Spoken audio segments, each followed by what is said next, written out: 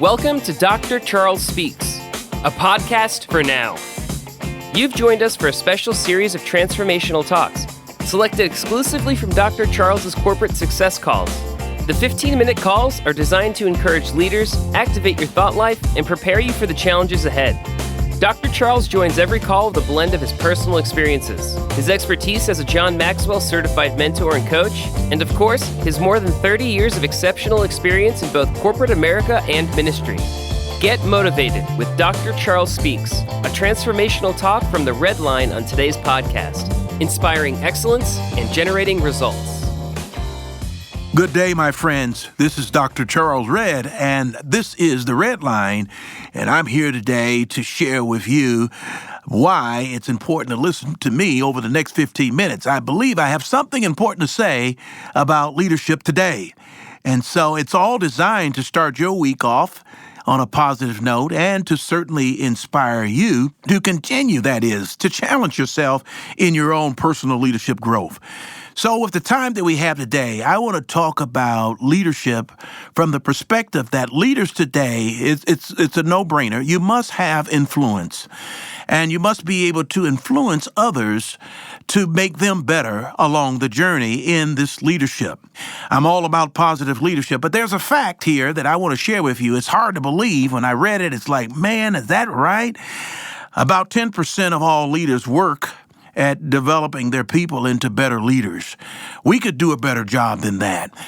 When I think about leadership, it's certainly about influence, but then what are we doing to make others around us better? What are we doing in terms of making other influencers along the way? Because if you leave the company or leave the situation, is there a replacement there? Is there somebody there that can continue along the journey of leadership? About 20% of all leaders live on the lowest level of developing leaders. And so they are not doing anything in developing people. And as a result of that, their attrition rate is high turnover. People come in for a season, they leave, they go somewhere else. And so I want to talk about the importance of reproducing yourself as a leader and making other influencers along the way. That is so important. It has been said that the ultimate leader, that is, one who is willing to develop people to the point that they eventually surpass, you hear that? Eventually surpass him or her in the knowledge and in ability. That should really be our goal as leaders. As we multiply, we should be able to influence and develop other leaders. And that's the name of the game, is to make others around us better and to allow them to even surpass us in their ability, their knowledge, and so forth. It sounds kind of weird because you want to be the smartest person in the room. That's what most people would admit if they got by themselves. But the reality of it today, in today's leadership, we need continuous growth and insights from the bright minds that are coming up today and that are in the workplace, and to continue to learn from them and grow from them. And so it's not strange that we would be interested in having people surrounded with those people that perhaps will surpass us even in knowledge and ability. And our goal, I'll say it again, should really be to multiply our influence by developing leaders, which in turn those leaders become influencers as well. So there are 3 points I just want to leave with you on today with the time that we have, because we're talking about reproducing yourself in others to develop additional influencers to help you carry out the mission and the job that you have before you. So number one, it's a no-brainer. The function of a leader is very simple. It is to produce more leaders, not more followers. We've got a world full of followers. So we've got an expression that from the church community, and it goes like this: the harvest is plenty, but the labors are few. And so we need laborers, leaders, that is, to ultimately make new leaders and that will shrink the numbers of followers. We got enough followers. We need leaders right now. We need positive leaders, effective leaders, and that's really the key. Because if you really want to make an impact as a leader, you've got to be committed, that is, committed to developing leaders. When I look at this, I see this from a corporate perspective, training to make trainers. That's leadership. And from a church community, I look at it from the perspective from being a disciple to make disciplers. And it's all about leadership. It's all about carrying the message further, because as you multiply the message and you multiply the things that you're able to pour into others, it's going to reach all four corners of the world. It surely will make a difference. As I've said before, we've got enough negativity out there. We have enough followers. Now our job is to identify followers and make them become leaders, because when it's all said and done, my friends, teaching others to become leaders is really like handing off the baton in a relay race. That's really what it's all about. And if you run well, but are unable to pass that baton to another runner, then you lose the race. But on the flip side of that, if you run well, if you recruit well, if you train, then you will see that you will have a bunch of good runners and learn how to hand off the baton smoothly and ultimately win. That's what it's all about. Because in this relay of life and going around the track and handing the baton to one leader to another, it's about continuous improvement. It's about celebrating the victory, not just by yourself, but everybody has a part in the race to get to the ultimate finish line and to continue to grow on. That is so important. So that number one function of a leader, it's to produce more leaders, not more followers. I've said it, I'll say it again. If you want to make an impact today in today's world, if you want to leave a legacy, then you've got to be committed to developing leaders. And look back and look for that upcoming leader who's aspiring to learn more and to grow more and to be better and to do more. They're there. They may be a diamond in the rough, but you have an opportunity to do something special, and that is pour in that knowledge and that experience. And at the end of your journey, when you sit back and you go off into retirement, you can think back the impact that you've made on society. Number two, when you influence leaders, guess what? You indirectly influence all the people that they influence. When you influence leaders, you indirectly influence all the people they influence. That is so important. I've used the sports analogy. You can trace back to many of these successful football teams that have made it and continuously win.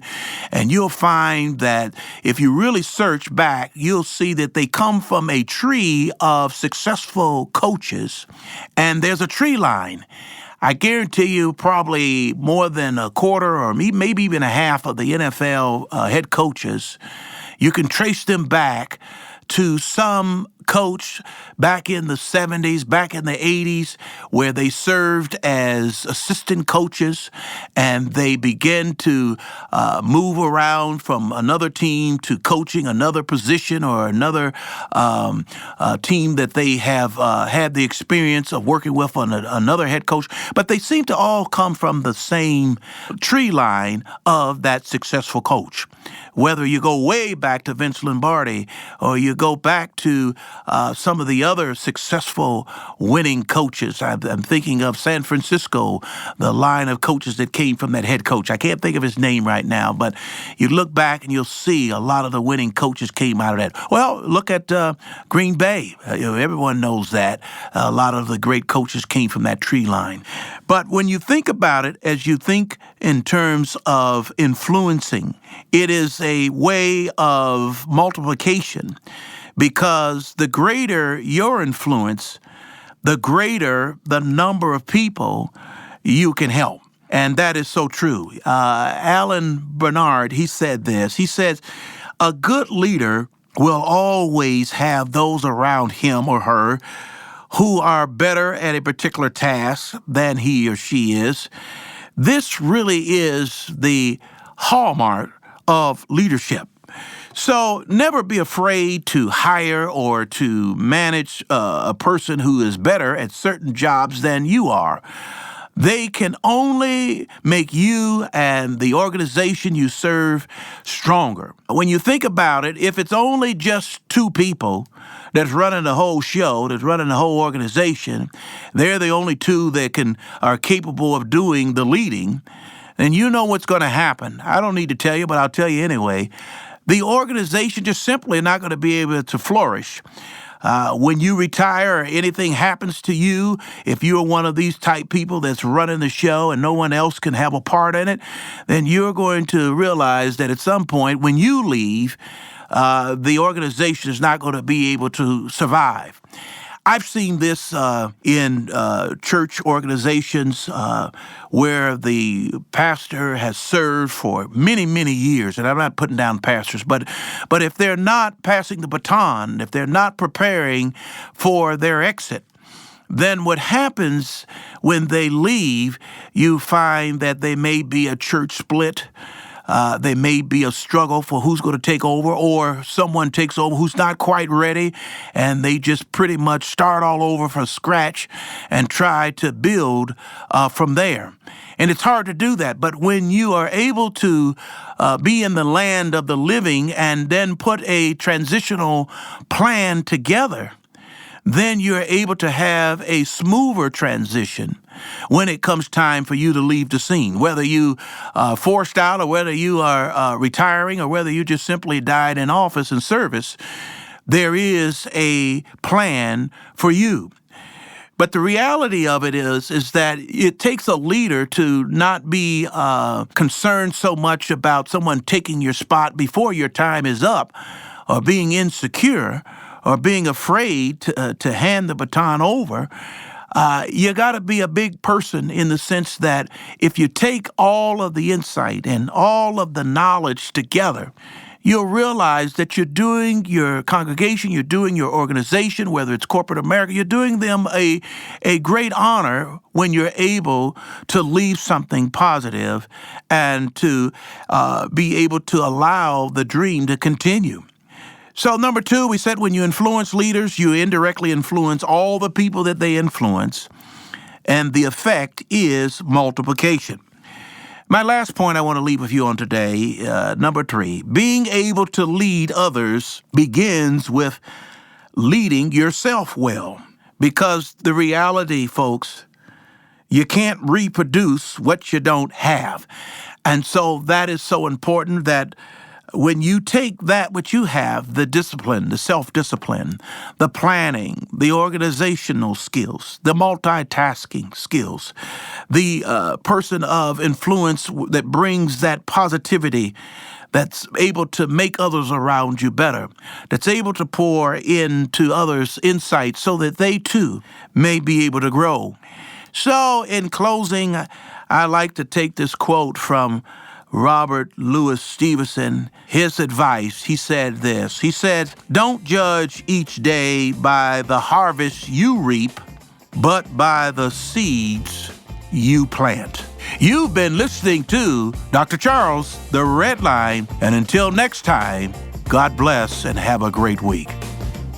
Thank you for listening to Dr. Charles Speaks. Visit drcharlesred.com for booking info for your ministry, business, or leadership team. Get info about The Red Line, a 15-minute corporate success call each Monday morning with Dr. Charles. Follow Dr. Charles on all social media at Dr. Charles Red. Subscribe to the podcast here for every episode of Dr. Charles Speaks. Thanks for joining us. Like Dr. Charles always says, no matter what, never, never, never give up. Until next time.